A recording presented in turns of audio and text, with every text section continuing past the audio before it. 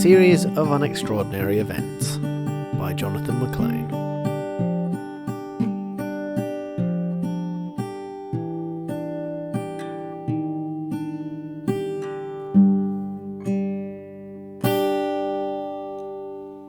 Chapter 2.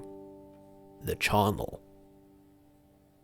Having the premonition that this would be the last day of good weather for some time, I decided to make the most of it by venturing out along the canal. Going through town, I initially regretted this decision, as the sun rays themselves were being mostly blocked by buildings. But by the time I'd reached the water of the Soar, the sun was shining down, and all of a sudden, it appeared that my intuition had been rewarded. Deciding that I didn't have the time to walk the whole way to the nature of Ayleston, I took a seat next to the Mill Lane Bridge, with the intent of turning back home after some time of contemplation. I looked out at the bridge. The same as the opening shot in my first video, I nostalgically thought. In fact, I'm pretty sure I was sat on the exact same benches when I had filmed it. All in all, the scene was pretty much the exact same. Aside, that is, from one fairly major addition that I, for one, was seeing for the first time. That is, the Charnel. A small boat had been moored to the left-hand side of the canal. It pointed downstream, meaning that I was facing the stern, which was bobbing gently in the water between the bridge and myself. The vessel was a cabin cruiser that, unfortunately, was not an outstanding example of the class. The white hull, or to be more accurate, the once white hull, was prodigiously stained with algae all along the waterline. On deck, a mound of old grubby slats had been piled, the purpose of which I could not determine. Alongside these was an assortment of ropes, buoys, planks, and other articles of abandoned, rotting chandlery that appeared to have been dumped on the foredeck and subsequently forgotten. Making our way aft, the cruiser sported a decaying blue canvas canopy, which was punctured by milky, crumpled plastic windows. I got the distinct impression this canopy had not been down in a very, very long time. At the stern, a quantity of rope was visible, floating suspiciously above where the propeller would normally be. Between the canvas and the propeller was written the vessel's name, in blue, capitalized Gothic script. It read, The Charnel. Aside from its gentle bobbing on the water, no movement of any kind emanated from within, almost as if I was looking at a drawing of a painted ship upon a painted ocean. A charnel house is a building, or part of a building, in which bones and various other human remains are stored, primarily for religious reasons.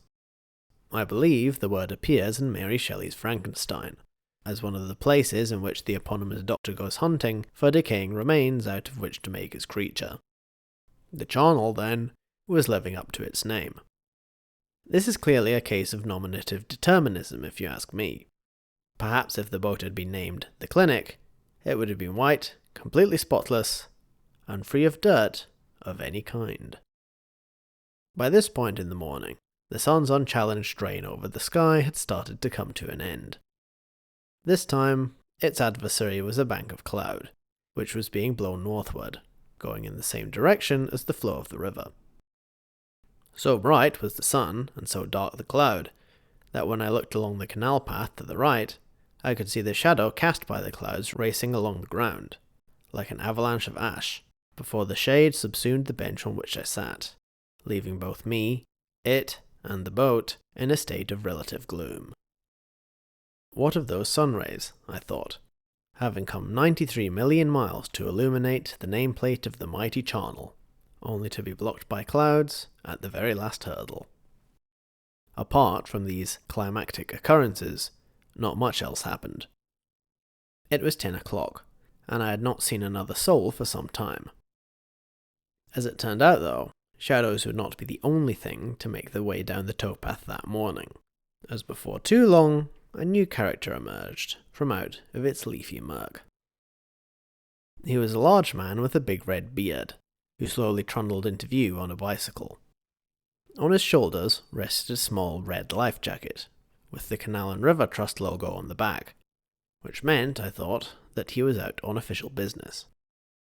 Unsurprisingly enough then, as soon as the canal man came within range of the Charnel, he started slowing down, before coming to a halt alongside the boat's mooring. As soon as the bicycle was stationary, there was a general ruffling from inside the cabin, as the portside hatch on the canopy was unzipped. A raspy voice then emanated from within, which issued a greeting to the canal man. "I'm looking for a marina," the voice said, which presumably belonged to the Charnel's skipper. "I want to get it out of the water," he said, and after having surveyed the vessel for myself, I can't say I blame him. The problem, the skipper explained, was that something had gotten entangled in his propeller, as a result of which he had no neutral or reverse. He therefore wanted to get rid of this encumbrance before the weather turned. The canal man then thought for a few seconds. "Meadow Farm Marina," was his reply, which was about 10 miles north. There, the canal man explained, is where the captain would be able to get his cabin cruiser out of the water. With this instruction issued, the two of them continued to talk about boating more generally. The canal man seemed to share the skipper's concerns. "This goes up and down quite quickly," he said, gesturing towards the water on which the Charnel sat. I suppose the canal man was referring to the River Soar's propensity to burst its banks at the merest sniff of rain. His words had an ominous ring about them. After a little while, the men's conversation came to its natural conclusion.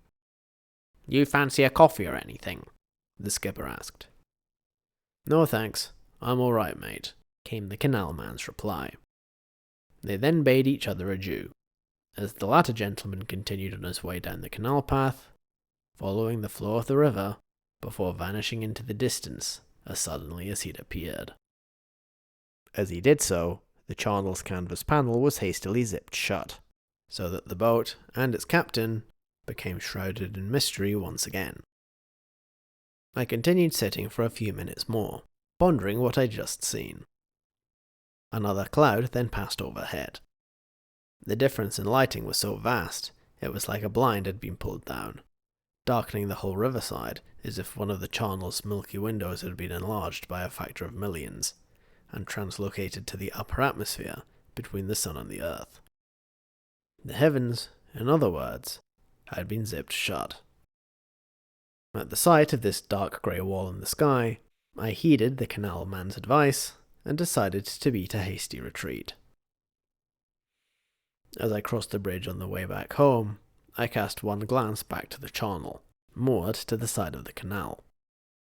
It quietly sat there, as if it was waiting in anticipation for something to happen. Well, whatever that thing may be, I certainly wasn't going to hang around to find out. Thus ended my encounter with the Charnel.